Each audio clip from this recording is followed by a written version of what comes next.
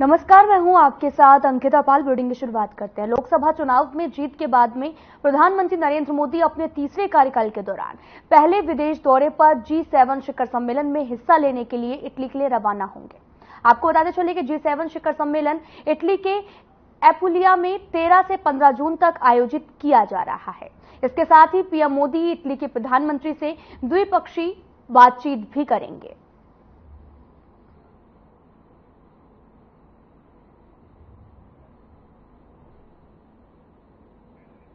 आपको बताते चलें कि G7 होने वाला है, जिसको लेकर इटली में हो रहे समारोह में कई देशों के लोग जो हैं यहां पर पहुंचने वाले हैं। साथ ही आपको बताते चलें कि दुनिया के 7 सबसे अमीर मुल्कों के लिए नेता इटली में इकट्ठा हो रहे हैं।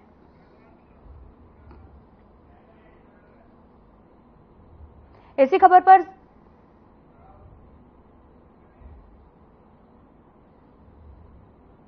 खबर पर ज्यादा जानकारी के लिए हमारे साथ चैनल हेड ब्रजमोहन सिंह रघुवंशी जी जुड़ चुके हैं।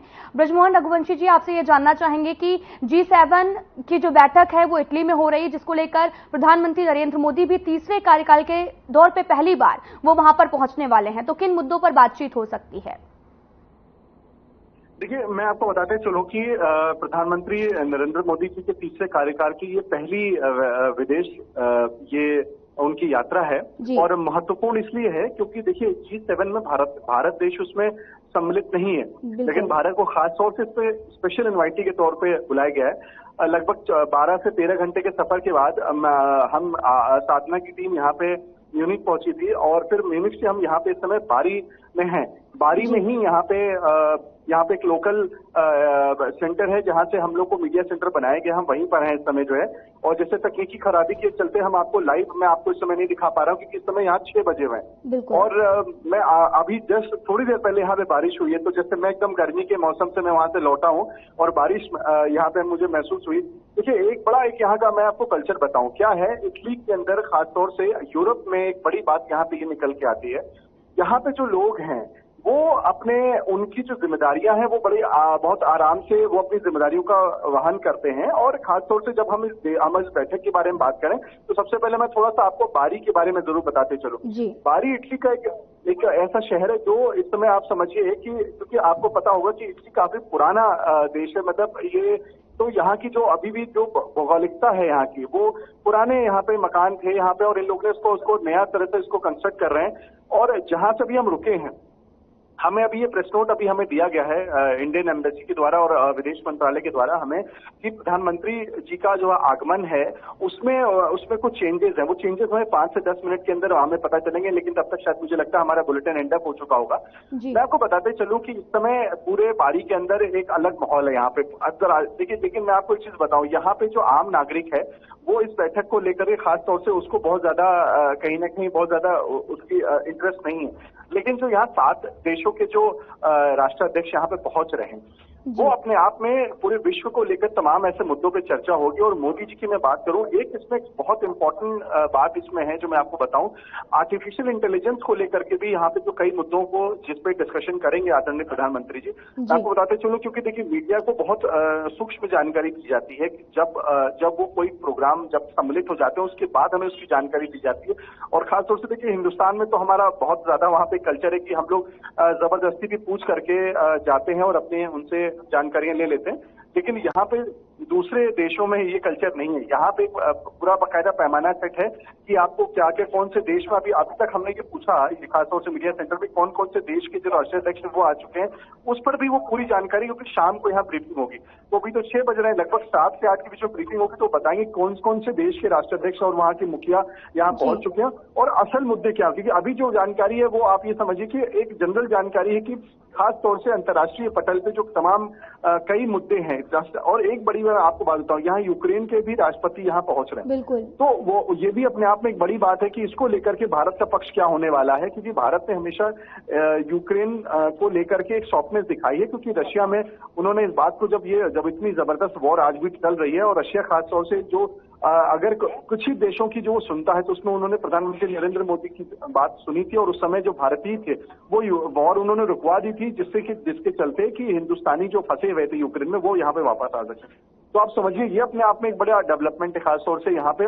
और मोदी जी यहाँ पे जनहित से जुड़े और विश्व स्तर के जो यहाँ पे जब वो मीटिंग कर रहे हैं, तो उसमें कई सारे विश्व स्तरीय जो बायलैटरल डील्स और मीट जो उनकी होनी है उस पर वो चर्चा करेंगे। और मैं समझता हूं कि अभी थोड़ा सा, क्योंकि हम खुद यहाँ पे अभी दोपहर में हम पहुंचे, उसके बाद से सीधे हमें मीडिया सेंटर में बुला लिया गया है। अगर हमारा उस समय बुलेटिन अगर हमारा कंटिन्यू रहा तो हम आपको और ऑथेंटिक जानकारी देंगे। लेकिन देश के लिए और भारत के लिए ये बहुत गौरवान्वित होने वाली बात है कि जिस G7 देशों में भारत की गिनती नहीं है, भारत उसमें सदस्य नहीं, उसके बाद भी बुलाया गया है, ये अपने आप में बड़ा डेवलपमेंट है। और देश के प्रधानमंत्री नरेंद्र मोदी अगर यहाँ पहुंच रहे हैं तो आप ये मान के चलिए देश हित में तमाम बड़े यहाँ पे उनके कार्यक्रम होने जा रहे हैं और तमाम बैठकें जो होंगी वो देश हित में होंगी। इसके बारे में और मैं आपको अगर मैं बोलूं कि और ऑथेंटिक जानकारी आधे घंटे के बाद मैं आपको दे पाऊंगा, अगर हमारा बुलेटिन कंटिन्यू रहा तो मैं अपने देश के लोगों को, अपने दर्शकों की जानकारी दे सकूंगा। अंकिता जी, ब्रजमोहन सिंह आपसे ये भी जानना चाहेंगे कि यहाँ पर G7 शिखर सम्मेलन में उठने वाले मुद्दों से ज्यादा चर्चा यहाँ के स्थलों की हो रही, जहां पर ये प्रोग्राम आयोजित किया गया है। जी देखिए, बारी में ये कार्यक्रम आयोजित किया गया है और जहाँ पे हमारा मीडिया सेंटर है यहाँ से लगभग 70 किलोमीटर की दूरी पर ये वो सारी बैठकें और सारे जो राष्ट्र के मुखिया हैं वो वहाँ पे पहुंच चुके हैं।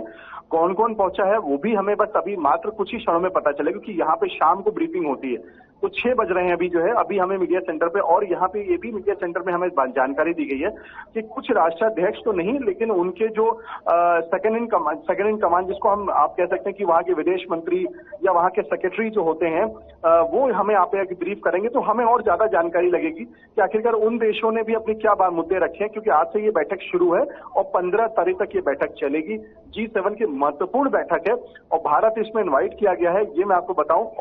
और किन किन मुद्दों पर सारे देशों की बातचीत होगी वो भी मैं आपको बस में कुछ ही पलों में मैं और आपको ऑथेंटिक जानकारी में दे पाऊंगा।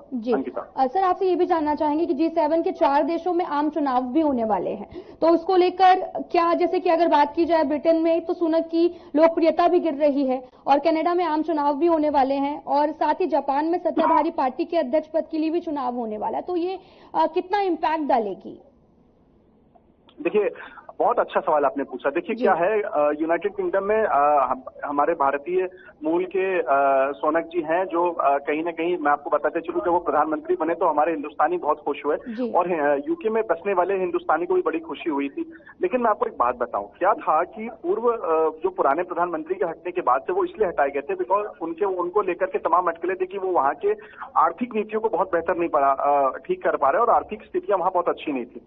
क्योंकि कोरोना के बाद से मैं आपको एक बड़ी बात बताते चलूं, कोरोना के बाद से अगर कोई देश उतने बड़े संकट के बाद से अगर कोई उभर पाया है तो ये बात आप मानिए, और मैं अपने दर्शकों से बहुत मजबूती से और पूरी ईमानदारी से कहना चाहता हूँ, वो सिर्फ और सिर्फ भारत देश है जो कोरोना के बाद भी ठहराव आ गया और ठहराव के बाद भी वो अच्छी स्थिति में तेज चल रहा है। अन्यथा जो दूसरे देश हैं इस समय पूरे विश्व के, उनकी स्थितियां जो कोरोना के बाद से बिगड़ी हैं वो थोड़ी बहुत तो पटरी पे आई हैं, लेकिन उनकी स्थितियां बहुत अच्छी नहीं। आपने बहुत अच्छा प्रश्न किया, क्योंकि वहां पे चुनाव होने वाले हैं। चुनाव की जो स्थिति है, जो जानकारियां हमें लगी, यहाँ पे कुछ ब्रिटिश यहाँ पे जर्नलिस्ट भी यहाँ पर थे, उनसे हमारी बातचीत हुई तो उन्होंने बोला कि जो वर्तमान प्रधानमंत्री हैं उनको भी निश्चित रूप से शायद ऐसे संकेत मिल रहे हैं कि उनको बदला जा सकता है, सरकार बदलेगी। क्योंकि कारण ये है कि कहीं ना कहीं उनकी भी स्थितियां, आर्थिक नीतियों को उन्होंने बहुत बेहतर नहीं बनाया, तो ये अपने आप में उनके लिए बहुत अच्छी बात नहीं। अब मैं आपको कनाडा की तरफ लेके चलता हूँ। कनाडा में जस्टिन ट्रूडो प्रधानमंत्री हैं, आपको पता है हाल ही में वहां पे जो खालिस्तानी सपोर्टर्स को लेकर के वहां पे बड़ा बवाल हुआ, जिसके चलते वहां के सबसे बड़े खालिस्तानी आतंकवादी को जब वहां पे मारा गया तो कनाडा में, क्योंकि आपको मैं बताता चलूं कि कनाडा की सरकार में लगभग 16 से 17 एमपीज पंजाबी के मूल के एमपीज हैं, जिन्होंने उनकी जस्टिन ट्रूडो की सरकार को उन्होंने जो है सपोर्ट किया हुआ है, जिसके चलते वो उस दबाव में रहते हैं। तो जब वो खालिस्तानी सपोर्टर जो आतंकवादी जो थे जिनका मर्डर हुआ वहां पे, तो उसमें उन्होंने बोला भारत की इसमें भूमिका है, भारत के रॉ तक का उन्होंने नाम लिया। हालांकि अभी कोई इसके साक्ष्य सबूत नहीं, बस वो मीडिया में बयानबाजी करते हैं, और वो इसलिए करते हैं क्योंकि उनके पास उनकी जो सरकार है वो 16-17 जो सांसद हैं जो सिख मूल के हैं वहां पे, और जो खासतौर से उस खालिस्तानी सपोर्टेड मूल के लोगों की विचारधारा के चलते वो उनको थोड़ा सा नाराज नहीं करना चाहते, इसलिए उन्होंने ऐसे बयान दिए। लेकिन जस्टिन ट्रूडो के बारे में आपको बताते चलूं, वो भारत के प्रति उनका रवैया बहुत आसान है और जब बहुत नर्म रहता है। लेकिन इस वाले कांड के बाद से जब ये खालिस्तानी आतंकवादी की वहां पे हत्या की जाती है, उसके से वो भारत का ही नाम लेते हैं।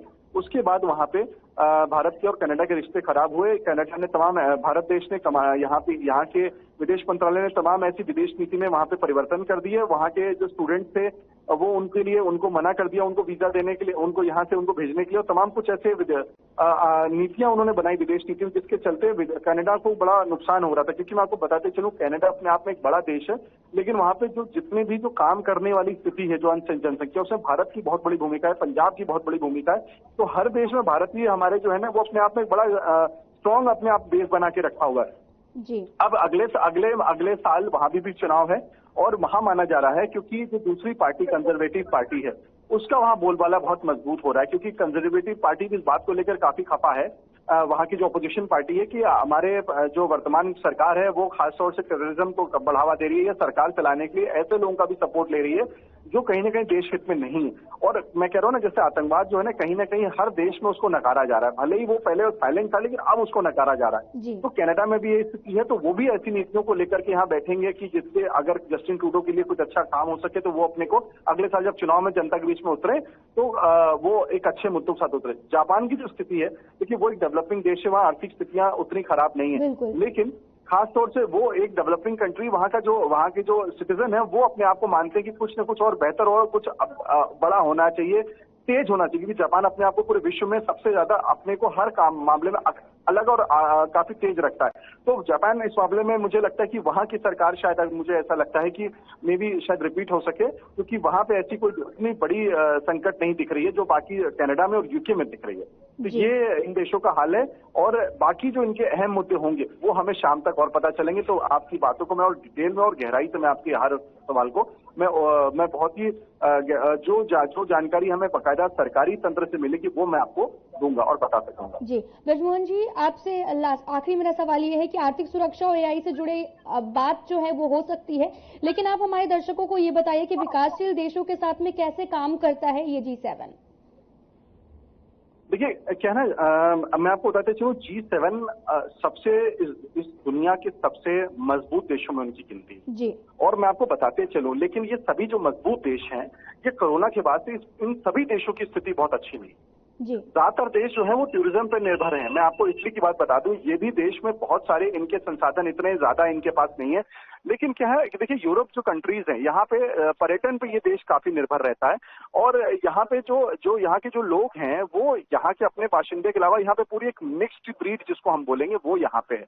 तो वो तो यहाँ पे काम करते हैं अपना, और खासतौर से यहाँ की जो प्राइम मिनिस्टर हैं, देखिए वो क्यों यहाँ पे उन्होंने मोदी जी को उसमें खासतौर से बुलवाया, क्योंकि देखिए जब रिश्ते व्यक्तिगत होते हैं, जब रिश्ते देशों में अच्छे होते हैं, तो उसका फायदा दूसरे देशों को मिलता है। और इसी प्रकार से यहाँ पे प्राइम मिनिस्टर ने उनको खासतौर से आमंत्रित किया है, तो उसका मकसद यही था कि इस देश में भी जो भारत से उनको मदद मिल सकती, तमाम ऐसे मुद्दों पे खासतौर से उन मुद्दों को लेकर के वो डिस्कशन करेंगे। और क्योंकि उनको खुद भी यहाँ की जो प्रधानमंत्री हैं वो जानते हैं कि भारत अपने आप में एक विकासशील देश हो चुका है। मैं आपको बताते चलूं, देखिए देश में हमारे विपक्षी दल और विपक्षी सोच के जो पत्रकार हैं, वो कुछ भी हमारे देश के प्रधानमंत्री के बारे में कहें, लेकिन मैं आपको सच बताऊं कि जो विदेश के अंदर हमारे प्रधानमंत्री और हमारे देश की जो एक तस्वीर बदली है 2014 के बाद से, उसको कोई नकार नहीं सकता। कोई लाख उसमें चर्चा परिचर्चा कर ले, टेलीविजन पे, सोशल मीडिया पे कुछ भी लिख दे, लेकिन मैं आपको बताता चलूं कि यहाँ पे हमारे देश की स्थिति बहुत मजबूत है। और कोई भी देश है वो भारत के साथ अच्छे संबंध बना के चलना चाहते हैं। उसको पता है भारत के साथ अगर उसने संबंध बनाए तो किसी न किसी प्रकार से तमाम वो लाभ ले सकता है, जिसके चलते उसकी सरकार में उसकी स्थिति मजबूत हो जाएगी और वो वहां पे दोबारा सत्ता में आएगा। और देखिए हमारे देश के अलावा हर देश में, जैसे हमारे मोदी जी प्रधानमंत्री जी सोचते हैं जनहित के बारे में, दूसरे देशों में भी वो लोग इस बात को सोचते हैं कि जो है अपने देश के हित में क्या काम हो सकता है। तो इसलिए वो उन देशों, वरना जो पश्चिम देश होते थे वो भारत को ये समझते थे कि तो बहुत पिछड़ा देश है, वो यहाँ पे वो एक हंसी का पात्र समझते थे। लेकिन 2014 के बाद से स्थितियां बदली हैं। वो भारत को एक मजबूत कमोडिटी समझते हैं। उनको लगता है खासतौर से, और इस कोरोना पेंडेमिक के बाद से जिस प्रकार से भारत ने अपने आप को मजबूत रखा और खड़ा रखा, ये पूरे विश्व में एक बहुत बड़ा मैसेज किया है कि यहाँ के प्रधानमंत्री की भूमिका अहम है। और वो अपने आप में एक इतनी उन्होंने लौह पुरुष वाली जो स्थिति उन्होंने जो दी है, उसकी वजह से तमाम देश जुड़ना चाहते हैं भारत के साथ, और तमाम नीतियों के साथ वो मिल करके उनके साथ काम भी करना चाहते हैं। और आगे उनकी नीतियों के साथ उनको अपने साथ मिल करके भारत से जो उनको मदद चाहिए वो लेना चाहते हैं, और अपने से जो मदद वो दे सकते हैं उस पर भारत चर्चा करेगी। मैं आपको बताऊं, भारत अपने आप में इतना मजबूत अब देश हो चुका है कि वो डिसाइड करेगा कि हमें आपसे क्या चाहिए। जी तो क्या उनको चाहिए आज के समय पे G7 देशों को, भारत के खासतौर से G7 के में जो जितने भी देश हैं उन सभी देशों की स्थितियां बहुत अच्छी नहीं है, इसीलिए और खासतौर से जिनके चुनाव है तो वो और भी ज्यादा इसको लेकर के आक्रामक है। और मैं आपको बताऊं G7 की बैठकें इस साल बहुत सारे देशों में होने वाली हैं, कजाकिस्तान में होगी, फिर कनाडा में भी होगी जो है दिसंबर में। तो कहीं ना कहीं जैसे चुनाव माहौल में लोग कहते हैं ना कि बहुत सारे वायदे किए जाते हैं, बहुत सारे काम किए जाते हैं, तो ऐसा ही कुछ यहाँ भी होने जा रहा है कि इस पूरे साल G7 काफी आक्रामक रूप से बैठ के करेगा और तमाम ऐसे मुद्दों पे अपने देश के लिए, अपने अपने देशों के लिए वो काम करने जा रहा है। और उसी के स्वरूप में, उसी के फलस्वरूप G7 बैठक 13 से 15 तक जो पारी इटली में हो रही है वो भी एक उसी की कड़ी है, आप समझिए। जी, जैसा कि प्रधानमंत्री नरेंद्र मोदी ने भी जो है एक ट्वीट किया है, उन्होंने ये भी कहा कि मुझे खुशी है कि शिखर सम्मेलन के लिए मैं इटली जा रहा हूं और मैं 2021 में भी G20 शिखर सम्मेलन के लिए अपनी इटली यात्रा को गर्मजोशी से याद करता हूं। और साथ ही उन्होंने अन्य नेताओं से मिलने की भी उत्सुकता जताई है। जी, निश्चित रूप से देखिए, मैंने आपसे अभी बताया कि प्रधानमंत्री नरेंद्र मोदी जी देश के लिए जो वो मजबूत चेहरे हो चुके हैं, विश्व के तमाम नेता, तमाम देश उनसे मुलाकात करना चाहते हैं, उनको पता है मोदी जी से मिलकर के उनके देश का लाभ होगा। और मोदी जी यहाँ पे पहले भी आ चुके हैं और मोदी जी के साथ यहाँ की सरकार के बहुत अच्छे रिश्ते हैं। खासतौर से यहाँ की जो प्रधानमंत्री हैं वो उन्होंने हमेशा बहुत नर्म रवैया यहाँ पे अपना के रखा हुआ है भारतीयों के लिए खासतौर से, और नरेंद्र मोदी जी के लिए, क्योंकि देखिए कोई नरेंद्र मोदी जी से व्यक्तिगत रूप से किसी का कोई लगाव इसलिए नहीं है कि वो प्रधानमंत्री हैं देश के और तीसरी बार प्रधानमंत्री बन गए। पहली बात तो ये क्योंकि वो इस देश में जितनी मजबूती से भारत को उन्होंने मजबूत बना के रखा है आर्थिक रूप से, और वो अपने आप में एक बड़ी बात है खासतौर से। और कि मैं आपको बार बार जब कोरोना काल बोलता हूँ ना कि कोरोना काल ने पूरे विश्व में इतनी भयंकर रूप से नुकसान पहुंचाया, लेकिन भारत में मैं आपको कहूं कि सच में इसमें ईश्वर की असीम कृपा रही और हमारे देश के प्रधानमंत्री और तमाम इस देश में जो सरकारी तंत्र ने जिस तरह से काम किया वो बताता है कि वो बहुत कुछ यहाँ नुकसान नहीं हुआ। और इसीलिए भारत की स्थिति मजबूत रही और लोग भारत को एक अटूट नरेंद्र मोदी जी को मानते हैं कि ऐसा व्यक्तित्व है जो कि कहीं ना कहीं जो है वो इसको लेकर के चलते हैं कि जिसके चलते उनका ये कहना है कि वो यहाँ से भारत से जुड़ करके बहुत सारे वो रिश्ते को लेकर करेंगे। जी, और मैं आपको इस बारे में और जानकारी अगर आप मुझे थोड़ा समय देंगे, बिकॉज हमें बुलाया जा रहा है यहाँ पे मीडिया सेंटर में कि आप तुरंत पहुंचे, हम लोग को बुलाया जा रहा है। मुझे लगता है कोई प्रेस ब्रीफिंग भी होने वाली है, तो मैं आपको फिर और बता सकूंगा इसके बारे में, और मैं वीडियो भी भेज सकता हूँ यहाँ से, तो आप दर्शकों को और अच्छी जानकारी दे सकते। जी जी बिल्कुल। जी, धन्यवाद। जी, आपका बहुत बहुत धन्यवाद तमाम जानकारी देने के लिए। तो बढ़ते हैं अगली खबर की तरफ। सीएम योगी आदित्यनाथ ने अरुणाचल प्रदेश में नवगठित सरकार में सीएम पद की शपथ लेने पर पेमा खांडू को शुभकामनाएं दी हैं। आपको बताते चले कि योगी आदित्यनाथ ने अपने ऑफिशियल एक्स हैंडल पर पोस्ट करते हुए विश्वास भी जताया है। साथ ही अरुणाचल प्रदेश में नई सरकार समृद्धि, विकास, सुशासन और जन कल्याण के नए मानदंड और साथ ही स्थापित करेगी। सीएम योगी आदित्यनाथ ने अरुणाचल के मुख्यमंत्री पेमा खांडू और साथ ही उप मुख्यमंत्री चौना मीन को पद ग्रहण करने की शुभकामनाएं देते हुए कहा कि पीएम मोदी के कुशल मार्गदर्शन में दोनों नेताओं का कार्यकाल सफल होगा।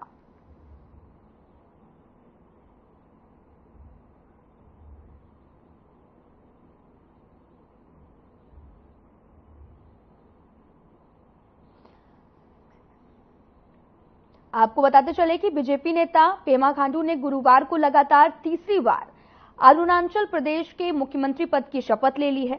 चाउना मीन डिप्टी सीएम बने हैं और खांडू के साथ में कुल 11 नेताओं ने मंत्री पद की शपथ ली है और इनमें पूर्व विधानसभा अध्यक्ष पीडी सोना और साथ ही बीजेपी के प्रदेश अध्यक्ष ब्यूराम वहगे, पूर्व सीएम दिवंगत कलिखो पुल की पत्नी दासंगलू पुल का भी नाम शामिल है। आपको बताते चले कि लगातार जो है सीएम खांडू के सीमावर्ती जिले तवांग से मुक्तो सीट से फिर से निर्विरोध चुना गया है और एक दिन पहले ही सरमती से उन्होंने बीजेपी विधायक दल का नेता भी चुना गया था। उसके बाद उन्होंने सरकार बनाने का दावा जो है वो पेश किया और गुरुवार को शपथ ग्रहण समारोह में आयोजित भी हुए। और साथ ही आपको बताते चलें कि भ्रष्टाचार मुक्त शासन का नारा भी दिया है। पारदर्शिता और जन केंद्रित नीतियों पर जोर दिया गया। साथ ही लेफ्टिनेंट जनरल रिटायर राज्यपाल केटी पटनायक ने आज खांडू समेत मंत्रिमंडल की शपथ दिलाई। समारोह में केंद्रीय गृह मंत्री अमित शाह, बीजेपी अध्यक्ष जेपी नड्डा, असम के मुख्यमंत्री हेमंत विश्व शर्मा और साथ ही केंद्रीय मंत्री किरेन रिजिजू समेत अन्य नेता भी मौजूद रहे हैं। अरुणाचल प्रदेश की 60 संसदीय विधानसभा में बीजेपी ने 46 सीटें जीती हैं और दोबारा सत्ता में लौटी है। 2019 में बीजेपी ने राज्य में 41 सीटों पर जीत हासिल की थी।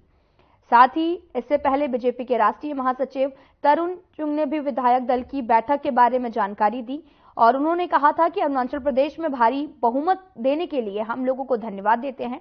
साथ ही बीजेपी विधायक दल की बैठक हुई जिसमें सभी 46 विधायक मौजूद थे। उपराज्यपाल ने भी गुरुवार को शपथ ग्रहण के लिए आमंत्रित किया गया। पेमा खांडू सरकार बनाएंगे, कैबिनेट का शपथ ग्रहण होगा और साथ ही रविशंकर प्रसाद को भी बीजेपी ने केंद्रीय पर्यवेक्षक बनाकर अरुणाचल प्रदेश भेजा था।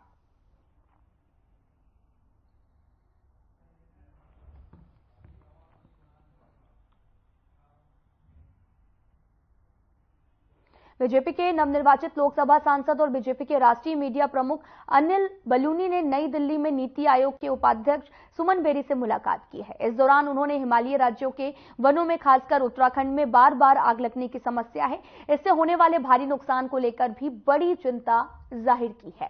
साथ ही नीति आयोग के उपाध्यक्ष सुमन बेरी ने विभागीय अधिकारियों को निर्देश दिया कि इस तरह की समस्याएं और उसके निराकरण करने के लिए विदेशों में क्या क्या कदम उठाए जा रहे हैं उसका अध्ययन कर एक विस्तृत रिपोर्ट तैयार की जाए, उसे जल्द से जल्द प्रस्तुत भी किया जाए।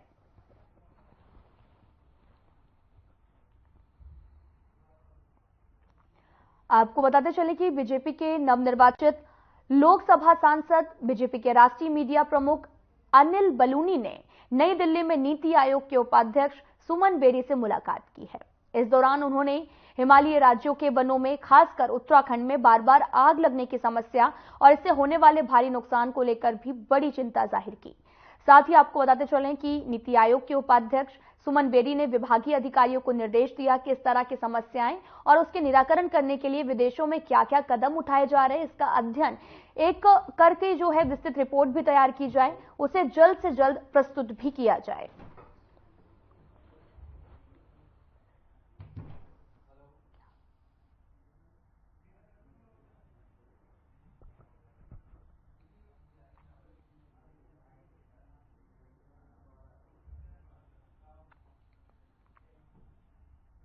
G7 शिखर सम्मेलन 13 से 15 जून तक इटली में आयोजित किया जा रहा है और यह आयोजन 7 सदस्य देशों के नेताओं के साथ यूरोपीय परिषद के अध्यक्ष और राष्ट्रपति को एक साथ लाएगा। आपको बताते चले कि प्रधानमंत्री नरेंद्र मोदी ने हाल ही में भारत के लोकसभा चुनाव जीतकर लगातार तीसरी बार पीएम बनकर इतिहास रच दिया है। वहीं पीएम मोदी 2024 का लोकसभा चुनाव जीतने के बाद अपनी पहली विदेश यात्रा पर गए हैं। पीएम मोदी G7 शिखर सम्मेलन में शामिल होने के लिए इटली भी पहुंच गए हैं। आपको बताते चले कि G7 शिखर सम्मेलन के विशेष कवरेज के लिए वरिष्ठ पत्रकार एवं channel head Brajmohan Singh Raghuvanshi Italy भी पहुंचे हैं।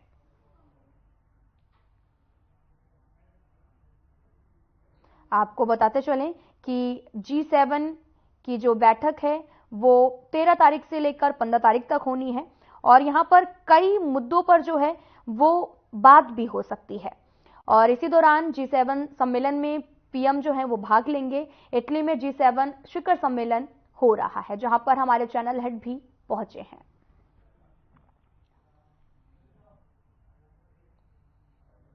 फिलहाल इस वीडियो में इतना ही। नमस्कार।